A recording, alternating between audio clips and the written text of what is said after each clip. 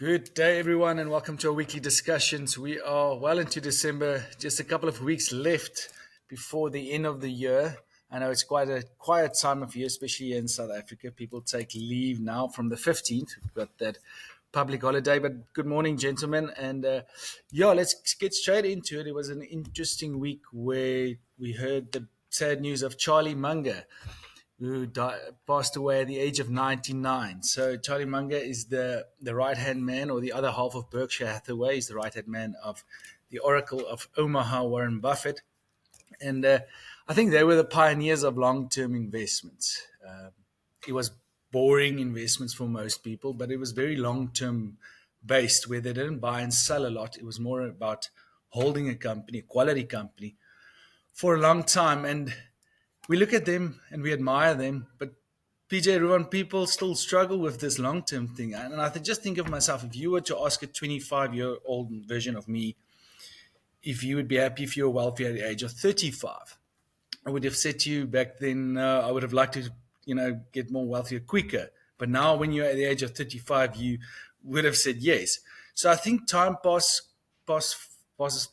quicker than you think. And it reminds me of that quote, then we overestimate what we can do in 1 year, but we underestimate what we can do in 10 years. And that's really where the compound interest, really plays a role. So Charlie Munger, Warren Buffett, great examples of long-term investing, but we still struggle with that. But they are great examples for us and something that we can aspire to. Yes, PJ, want to say something on that before I give over to Yeah, you, Ruvan? yeah. I think someone once asked me his investment principles for Warren Buffett is quite simple. Um, I think Jeff Bezos asked him, and he said, "It's quite simple. So why don't everyone do it?" And then his answer was, "No one wants to get rich slow." And I think that's exactly to your point. We all want to get rich quick, and that's why it's simple, but it's not easy. Yes, very true. It is simple if you look at his philosophy, but it's definitely not easy. And that's where it gets more complex. But Ruvan, so we try to speed up the world of investing. We try to speed up getting quick. And with that comes technology. With that comes the social media, where we can use social media to get business. But then with that, there comes scams. And I think that's what you're going to talk to us today about, is scams. How can we avoid it? So, yeah, I think we became aware the past year or so of investment scams that surround our industry, and major FSPs in our industry, some of the bigger names as well. Um, so we became aware of individuals also impersonating Bovest and impersonating individuals that work for Bovest. So I'm just going to give a few tips surrounding this, and how to avoid getting scammed, and how to actually know what's going on, and know if we are actually speaking to you. I think the first thing to always remember is, if you want to see someone to give you investment advice or manage a portfolio for you, always see the person. In person, or Zoom or Teams. You have to see the person. That's the first thing. You must also remember that we are governed by the Financial Advisory and Intermediary Services Act, which we also need to see our clients. We need to identify our clients as well. So if we do not meet with you as well, you should know that something is up. So the first thing that I want to say, like I said, I'm going to give you a few tips. So the first tip, I would say, is, what are you actually investing in? I know it seems pretty obvious, but investors' judgment gets clouded by the promise of returns, and without doing any research in what you actually buy into. So make sure that the proposed assets actually exist, firstly, and that proof can be provided of these assets and the sale of these assets. The proposal and the actual nature of these assets should definitely line up. And the second thing to look out for, what are they actually promising? Normally, when when there's sort of a scam going on, they do promise major returns. So big returns, and I think you should also use common sense when people speak about returns. You know, if there was a recent crypto scheme, which was quite large in South Africa, they offered returns close to 20% over 6 months, and then also give you annual payouts. That does not seem correct to me. I think that's not common sense for everyone, but do a bit of research. The other third tip is the company actually registered with the FSCA, the Financial Sector Conduct Authority.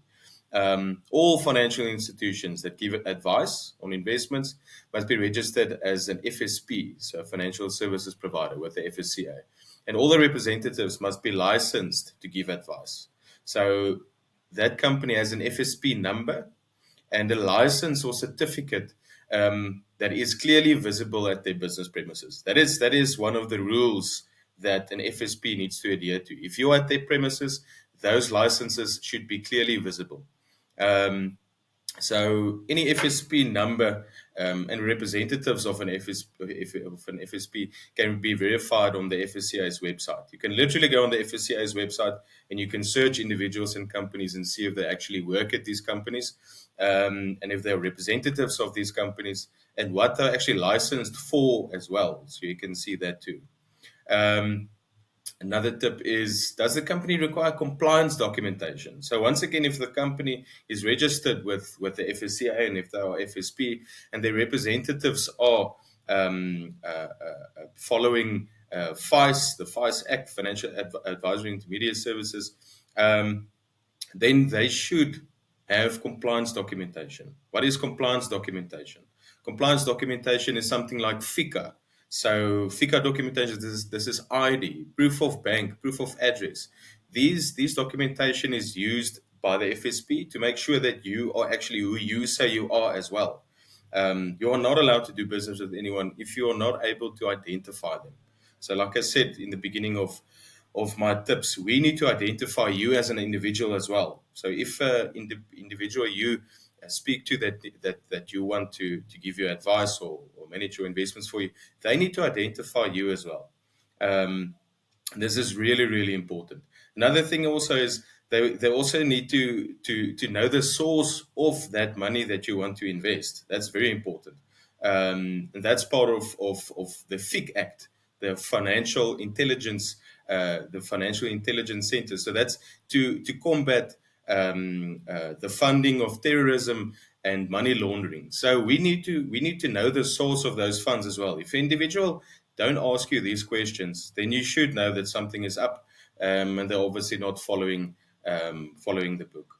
The last thing, use common sense. Reputable entities will always have a business premises. They always have a website, especially if they're on FSP.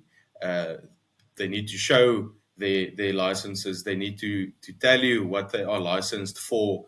They need to disclose all of these things. They need to disclose insurance that they also have as an FSP to protect themselves.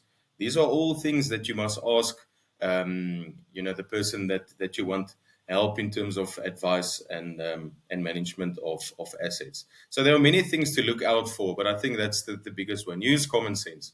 Don't be greedy. You must know exactly like Geo said. Everything happens over a long term. You can't get rich quick. So be patient, and let's all follow the rules. Thank you, Ruvan. I think you lost me there for a moment. Load shedding just kicked me off and back again. But I agree with you 100%. We see this more often, and why? Because we see this more often. The financial industry, like you said, is getting more professional. There is more compliance for us to follow. There is more documents for us to require. So if the person you are talking to does not ask all of those things, I mean, if you go to a doctor, it's very professional, and the financial industry is also moving towards that way. So 100% I agree with you. Good pointers there.